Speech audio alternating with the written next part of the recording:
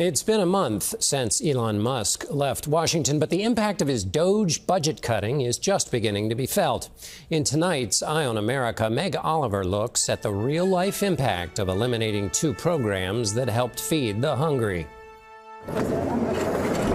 4 days a week, Miley Otterson and an employee drive hundreds of miles across Kansas, Missouri, and Arkansas, delivering fresh produce to food deserts. Those are gorgeous. Her nonprofit helps underserved schools, food pantries, and senior centers, such as this one in Ava, Missouri, where for many, it's the only place to get a hot meal. We're trying the best we can without the funding.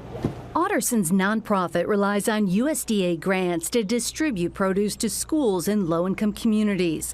But in March, the USDA abruptly canceled those two national food programs implemented by the Biden administration in response to the pandemic and totaling $1 billion. The agency says it's a decision to return to long-term, fiscally responsible initiatives. Who are you leaving out there without food? Some of the most food insecure people, some of the most vulnerable people, children, the elderly. The USDA has said these were pandemic relief programs, and that's over, so it's time to move on. Yeah, we are not past the effects of the pandemic. The USDA grants helped Otterson buy food from small farms such as Liz Grasnick's. It was devastating. I don't know those families, but I know those families are desperate for the food that they were getting. The subsidies implemented in 2022 were set to be extended for another 3 years. When they introduced these programs, how did it impact your farm?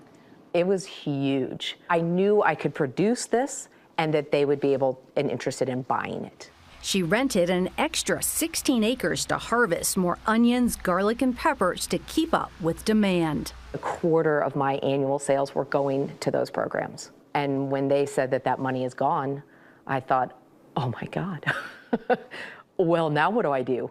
Nationwide, more than 8,000 small farmers were supported by the programs.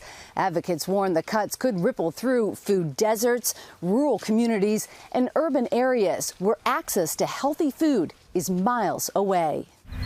With food insecurity in Missouri above the national average at 15%, local farmers here help bridge the gap. Will you be able to still feed people this year?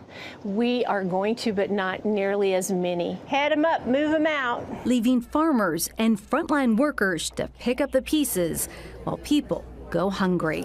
For Eye on America, I'm Meg Oliver in Jamestown, Missouri.